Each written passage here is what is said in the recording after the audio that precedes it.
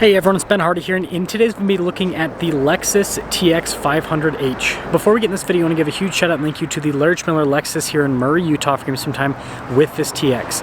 I'll include a link to their website in the description down below. I'll also include a link to my car buying guide. Let's get into it.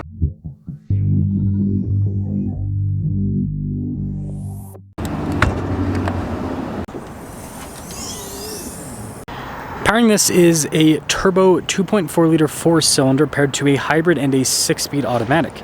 Fuel economy is 27 around town and then 28 on the highway, with combined power outputs being 366 horsepower.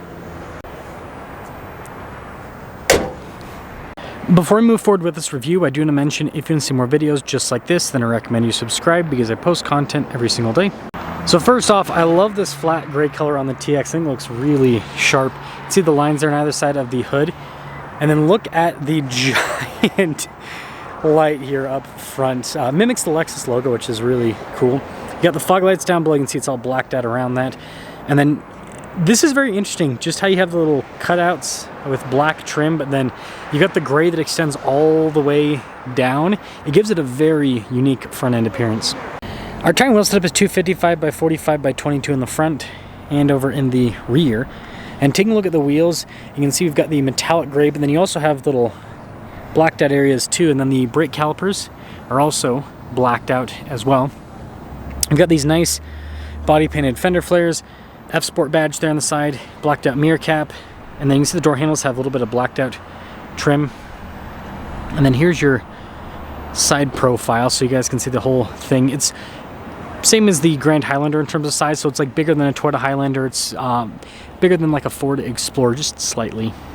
Now this leads us to the key fob. We have our lock and unlock function. We got the opening for the rear hatch, and then the Lexus logo is in the back. You can't see it because of the packaging, but trust me, it's there. Now this has the third row currently folded down, and you can see there is tons and tons of storage space. I mean, you could sleep back there. It is really large. Now, you'll notice that we've got some cup holders here, and look at this. They give you nice padding for the third row passengers for their armrest. And then there's adjustment for the seat. There's also USB ports on either side for the third row passengers as well. And then we get some storage underneath.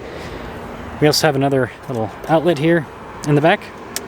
Now we're gonna raise up one side here so you guys can see the, and it's automatic by the way, so you just press it and then it'll do its thing. It does take a while, but I'm sure that's for reliability purposes with the motor of the seat. That is a minute, right? That is a minute. And got the headrest up. So you'll notice that you actually have decent room there, leg room and everything, with the third row, and then because of the boxy design of the TX, you got good headroom. And then there's still quite a bit of storage space behind the third row. I mean, this is similar to like a previous gen Tahoe in terms of spacing. Kind of reminds me of like the new Traverse and everything. So very practical from that perspective. And then you got nice trim here on either side. When you're all done, just press that button at the top and that will lower the hatch right back down. Taking a look at the tail lights, we've got this giant light bar design here on the back end. And then you can see Lexus there in the center. And then TX 500H Direct 4 badge. Got all the parking sensors there at the bottom. And there's the rest of the rear. Now, this has the electronic door handle, so the door handle doesn't pull out at all. It's very interesting first time you experience it. Got sunshades for the rear passengers. Soft touch here at the top. And then you got nicer soft touch down below. Cool design. Got your window control here. Door lock and unlock. Mark Levinson sound system with this one. And that's for the release. And you can pull it out to do a manual release. Now, we've got these very nice captain chairs here. You have the cup holders, which you can move out if you just want more storage. And then you notice the second row passengers, they get heated and ventilated seats. They get their own climate zone. And then down below, they also have some USB ports and some more charging ports as well. And I like the fact that these seats have the nice trim, and then let me move this forward quickly. The third row also has the nice perforated trim, so you don't feel like they're cheaping out on the third row. Some manufacturers will do that. Of course, not Lexus. And then you can see legroom, and the second row is good. You can move the seat backwards and forwards for more or less room. And then there's vents up top too. Popping up front, same thing with the door handle, and then you've got the nice trim here down below. as well. All of our window controls here. The mirrors do power fold in. We've got blind spot monitoring with those mirrors. F Sport there at the top. This is cool. Has perforated all down the center. Adjustments there on the side. Power adjustments. Power adjustable steering wheel. You get your memory seat functionality. Pedals have a nice finish on them as well.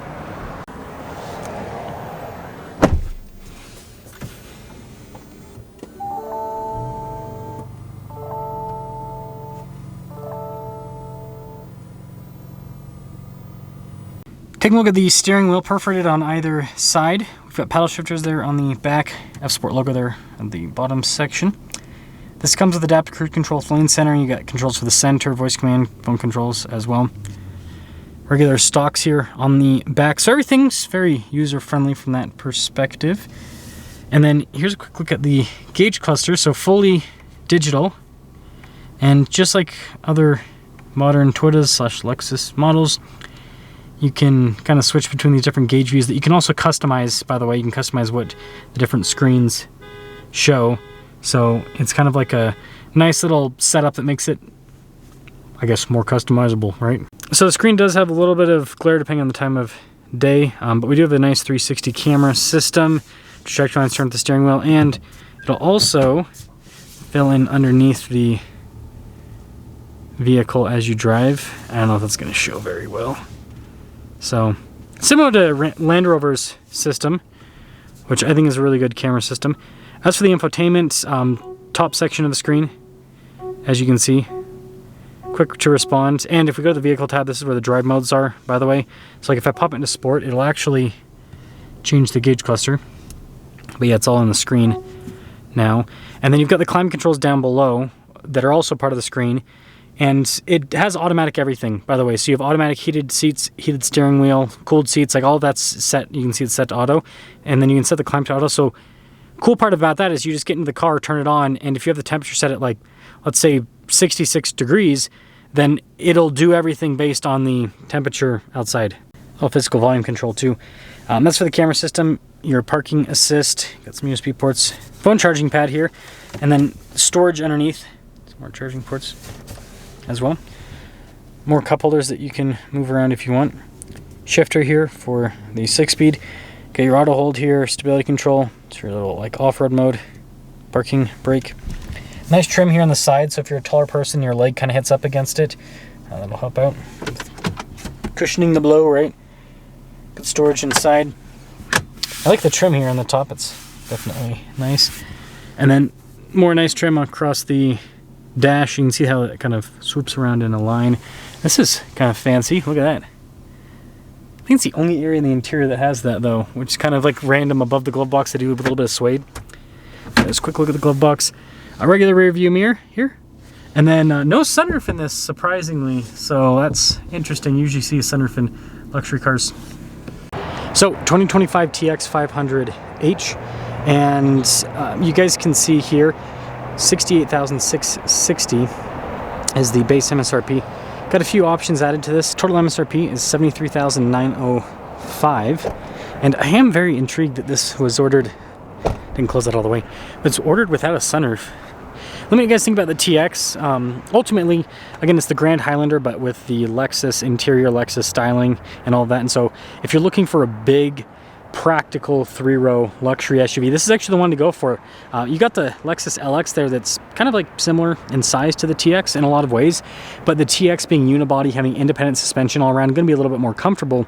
But the bigger thing is you got a much more usable cargo area and third row with the TX. So this is kind of like the family hauler Lexus, whereas the LX, I mean, it can still haul people, that's for sure. But you're kind of getting that because you want a Lexus Land Cruiser. So let me know your thoughts.